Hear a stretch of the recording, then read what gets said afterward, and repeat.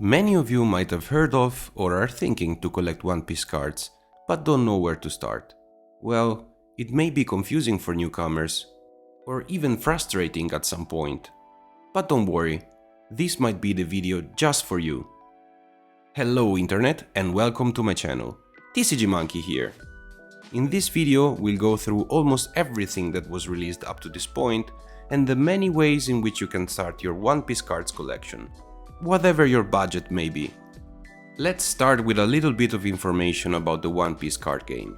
One Piece TCG was announced in Japan in March 2022, to be then released in its native country July 8th of the same year, exactly 25 years after the first chapter of the manga was published, with its very first set, Romance Dawn. In the West, the official release date was December 2nd, 2022. Some cards were released a little before those dates and have a pre-release or super pre-release stamp on the artwork, and as you can imagine they are very valuable and sought after by collectors. Each One Piece TCG set has a different name, but they are often referred to with their serial number. So for example, the first set name is Romance Dawn, but it's often called with its serial number, which is OP01. The second set's name is Paramount War, but it's referred to as OP02, and so on. As you can expect, with a strong brand such as One Piece, the first set sold out almost immediately, also because in English the first print run was somewhat limited, with booster boxes and booster packs skyrocketing in price. Just think that in January 24, after just 1 year since the Western release, the booster box for Romance Dawn sold for almost $600 on TCG Player. Now this is just to give you an idea of how complicated it can be, at least financially, to get the cards for the first expansion sets.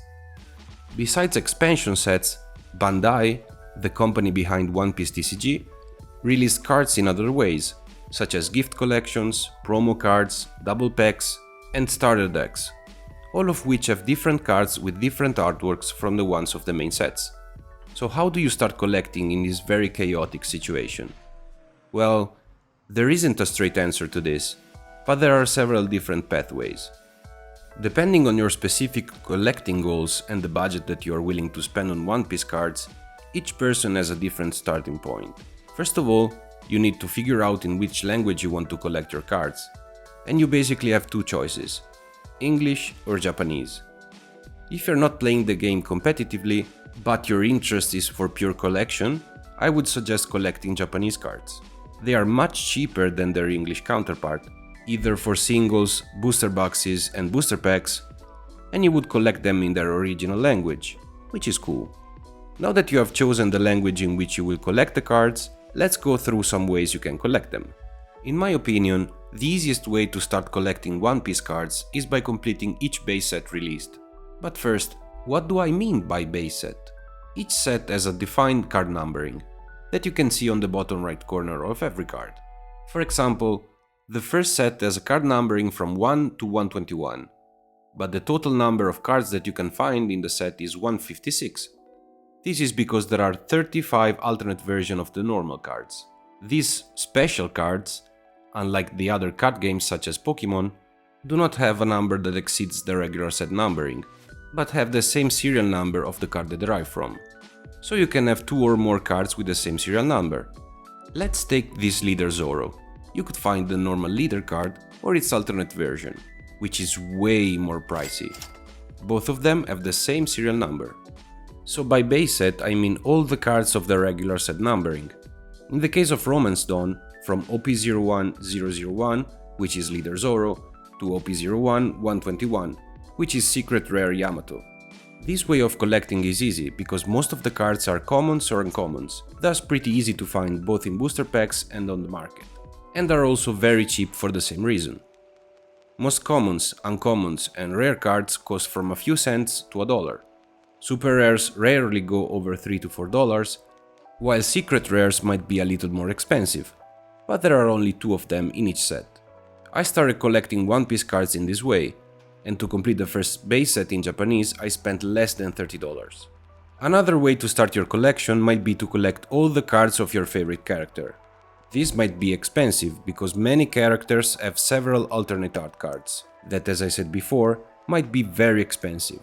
Let's say you want to start by collecting all the Luffy cards. At this point in time, with the release of OP08 in Japan, there are almost 100 Luffy cards from sets, decks and promotional material, ranging from a few cents to more than $3,000.